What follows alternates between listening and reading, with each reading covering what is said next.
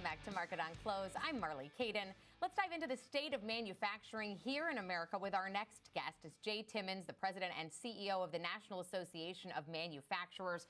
Jay, thank you for being with us this afternoon. First thing, let's just start off with, what is the current state of manufacturing in the U.S.? I know we're growing at a rapid pace, but, how is it looking for the industry as a whole? We are growing, Marley. There's no question about that. We've had some good numbers, as you indicated, right before the break. But we're kind of waiting to see where things shake out in terms of some government policies. The good news, I think, for manufacturers, and it was a real shot in the arm, was the extension of the 2017 tax reforms. And manufacturers were very, very bullish about that, very optimistic about that. And that's good news for them. We have some other issues on the table: regulatory modernization for one, energy dominance for another. Those two things are going in the right direction. And we're waiting to see what the impact of tariff policy is, and also on workforce policy as it relates to immigration policy. And I know how important legislation is in manufacturing and the role of manufacturing here in the U.S. So before we move into tariff impacts, how important was the passage of the One Big Beautiful Bill Act for manufacturing here in America? And what are some of the benefits that it's bringing to the industry? H.R. 1 was huge in terms of giving directional advice, or directional signals, if you will, to manufacturers that the United States is committed to the growth of the manufacturing sector. It provided the certainty that manufacturers need. In 2017, President Trump came to the NAM board meeting to announce the tax plan. And at that time, he said it would be rocket fuel for manufacturing investment and job creation in this country. And that's exactly what it was. But the problem with the 2017 bill was that it was temporary. Many of the provisions, some key provisions, not all of them, but many of the key provisions expired within the last couple of years, or they would have expired this year. What the 2025 legislation did is it made all of those provisions permanent. It made some of them even more generous, and it provided that certainty that manufacturers needed to know that we would have one of the most competitive tax structures in the entire world, and that the United States was a very positive place to invest and hire manufacturing workers. And in terms of the tax relief that they're seeing from the bill, what specifically is the most influential? Is it 100% bonus depreciation? Is it that they can immediately expense R&D costs? Is it just generally broad-based across the industry? Yes, yes, and yes. All of those things really combine to supercharge the economy. I would say probably the number one achievement from the 2025 legislation was what was not in it. There was nothing in the bill that would have increased the corporate tax rate, the 21% that we achieved in 2017. And you'll remember, we came down from 35% at that point. But one of the big achievements this time was making sure that the pass-through entities, or the S corporations, that rate was made permanent instead of expiring at the end of this year. There was also a provision that, frankly, was added later in the process.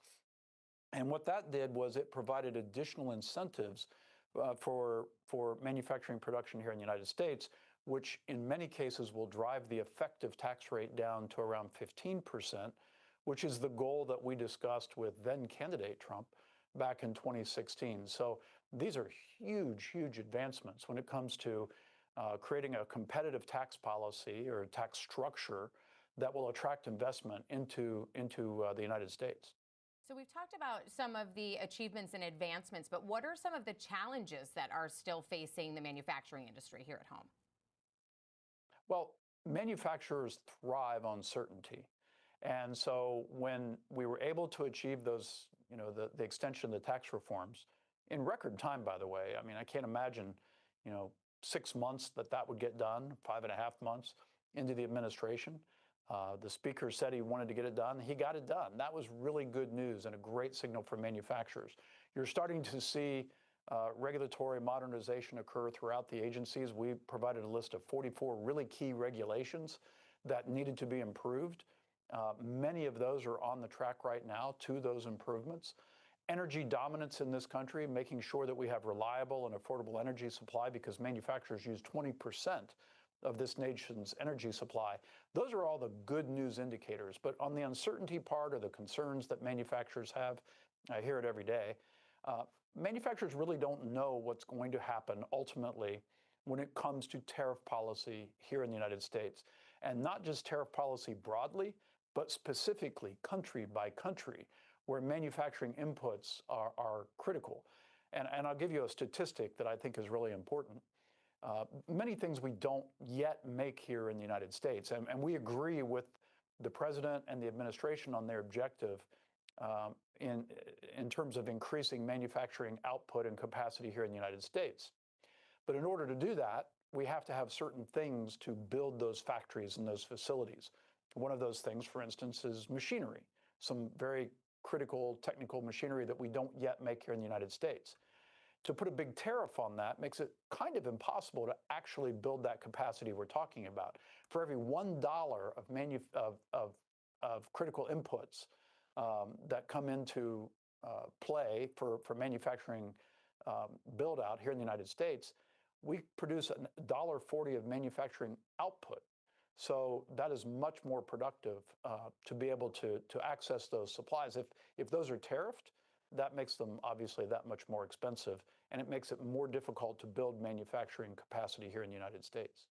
Certainly a major headwind there. As you said, manufacturing wants to increase capacity. They want to increase output. Labor also an issue as well, though. Attracting the talent, but also having talent that has the necessary skills. How do you address those hurdles for the industry? Well, that's been a long-term issue, and it's an issue really for all sectors of the economy. You hear it all the time. I don't even know what the number is anymore. 8, 9, 10 million open jobs in the American economy. 400,000 of those are manufacturing specific. And we've been working for well over a decade to upskill the manufacturing workforce to kind of future-proof the jobs that exist in the sector right now, which is kind of hard as technology changes, as we add AI into the sector and use that technology to make manufacturing more efficient, more productive. You still need people. You still need the human component to actually be successful in manufacturing. So we're in schools trying to make sure that young people understand the opportunities that are available in manufacturing. But more importantly than that, we're trying to make sure that parents understand that as well. Manufacturing actually pays more than any other sector of the economy on average, and the jobs are ever changing, ever more exciting and challenging. And so we want to make sure that young people understand what those opportunities are. We also have programs on military bases. We have programs for second chance hiring. There's lots of other programs that our Manufacturing Institute is employing to try to attract more people into the sector. But ultimately, folks need to know that the job is secure and stable, and that's why we need predictability and certainty with federal policy. I've had the pleasure of attending IMTS a couple times, and that student summit is always one of my favorite things, trying to attract some of the younger generation into manufacturing. But Jay, thank you for taking the time to discuss manufacturing in America with us. That's Jay Timmons, the National Association of Manufacturers.